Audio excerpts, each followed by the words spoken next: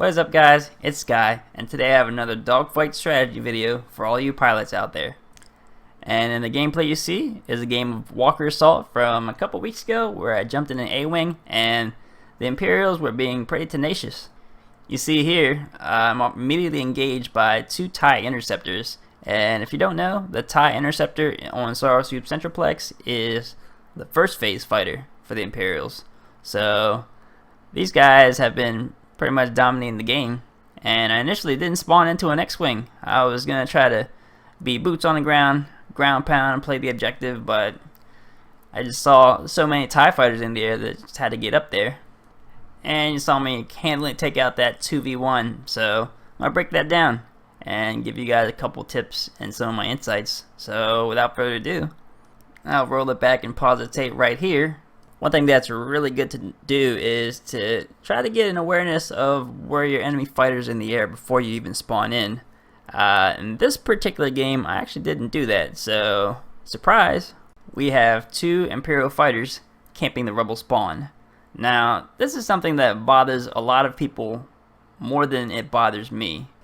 It's really only a one-move advantage, and in a Rebel fighter against an Imperial fighter, a one-move advantage shouldn't really affect your ability to win. So what's the challenge here? The challenge is being able to find your opponents. And initially you're given some information here, like for instance, you see one guy right in front of me, just below off to the right, and then you see on the minimap that there's a second guy. So basically, just jam your thrusters and get on the move. And the first move is all just a guessing game. I'm trying to turn toward my opponent, but here, once I see the lock-on indicator, I have a general idea of where he is. And this is really important in Fighter Squadron because you don't have the minimap. So I'm just gonna try to turn toward this lock-on indicator and get right in this guy's grill. And I'll dive to the ground a little bit to try to keep him guessing. And found you. So at this point, there's nothing I can do, but I've successfully eluded him. And you notice I had popped my shields, so I haven't taken any damage. So this point is where I reverse the dogfight. And you should really pay a lot of attention here, because this is how you get to that next level as a dogfighter in this game. You gotta use all the information you have in this scene to make a decision in a split second and then act on it. So what information can you learn from here? Well, my ship's pointed up, so I'm looking at the sky and I see two red dots on the minimap. They're in front of me, but I don't see them, so they're obviously below me. So I'm gonna make a move. I'm gonna turn toward them and dive toward the ground, and I should find them. And I'll roll the tape, and you see here the move is smooth and seamless. And just like I said, they were below me and I found them, so I'm gonna react quickly and get a nice little kill shot and get in a little sidestep dodge. And then I'm gonna take advantage of the A-Wing's biggest strength, its immense straight line speed, to pull up way high into the air, and this guy has no idea where I am. And it's pretty much all over from there.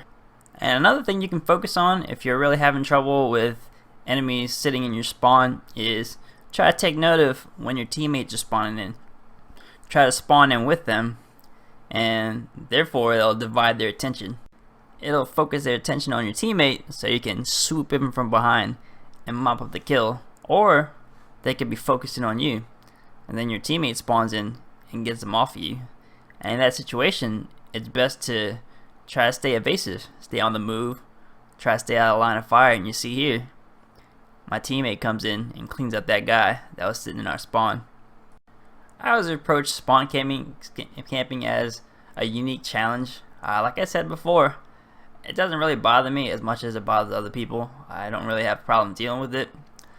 Part of it is I have a lot of experience flying in this game, and I approach these situations with a lot of confidence. Now, let's be honest, I don't win every dogfight, but I approach every dogfight like I'm going to win.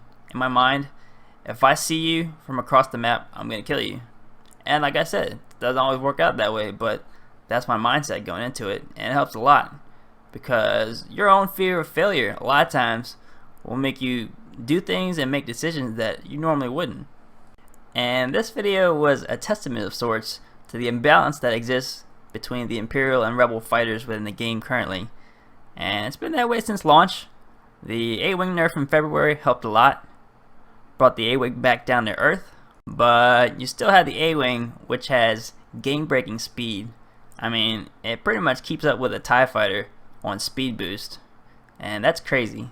And you got the X-Wing, that's the most maneuverable fighter in the game, and they both have shields. And it'll be interesting come Bespin DLC if they do anything to balance the fighters.